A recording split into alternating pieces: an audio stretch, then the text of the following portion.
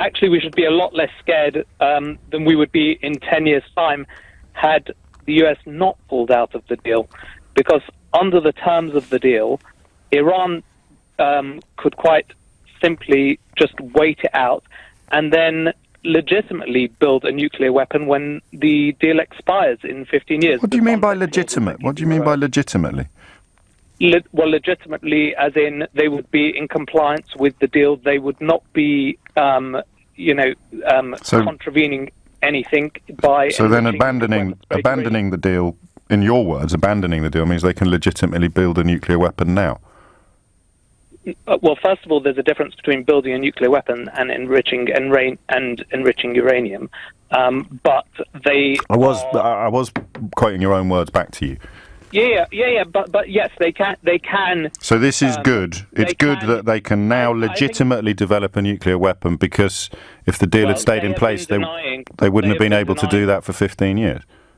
Okay, they have been denying that they have a nuclear weapons program, and no, they didn't deny they had a nuclear weapons program. Yes, they did. Well, the terms of the deal were that they'd stop enriching uranium, which could be part of a nuclear weapons program.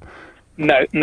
Under the terms of the deal, part of the terms of the deal was that they would come clean and declare any previous nuclear weapons activity that they had engaged in, and they are in breach of that. Are you sure? As I said at the outset, this is new for me. But why then are the? You can go. I will, but just answer me this: why are the IAEA insisting that Iran is in complete compliance with the terms of the deal? Because the IAEA is dealing with inspections, not with the legal question of whether or not it has complied with declarations. Well, how do you establish that without inspections? Surely inspections are the only way you can.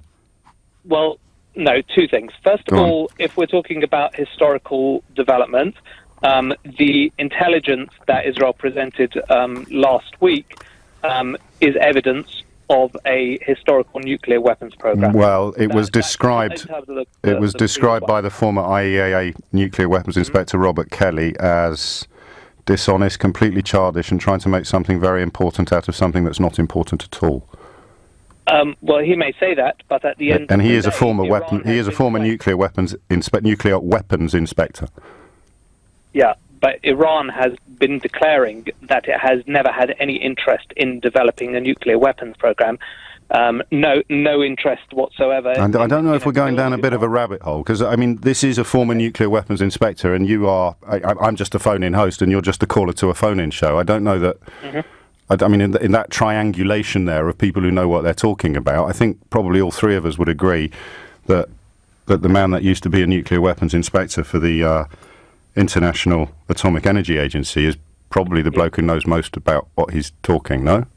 Well, it's one of those things where... Okay, fair enough. Well, that's an appeal to authority, James. I mean, we can always... that's where we began the conversation, isn't it? By saying, where is the authority here? Okay.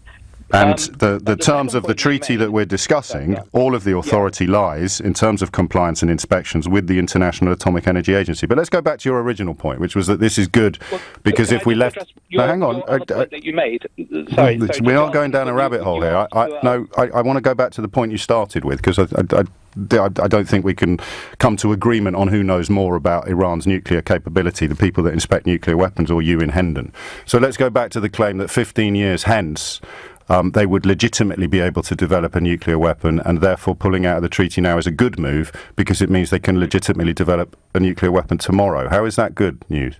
Well, again, what I would say is we're talking about uranium enrichment. They can legally enrich uranium. As of now? As of now... and that's a good thing, because otherwise they wouldn't have been able to do it for 15 years. If they withdraw from the treaty... Yeah, they can enrich uranium, but countries may not want them to do that, and then the sanctions that will be applied to them as a result of that, will hopefully force them back to the table.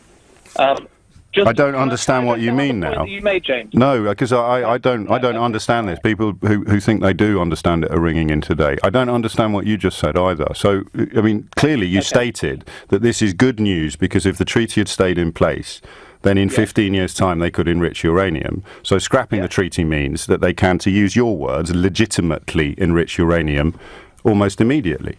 How can that be good?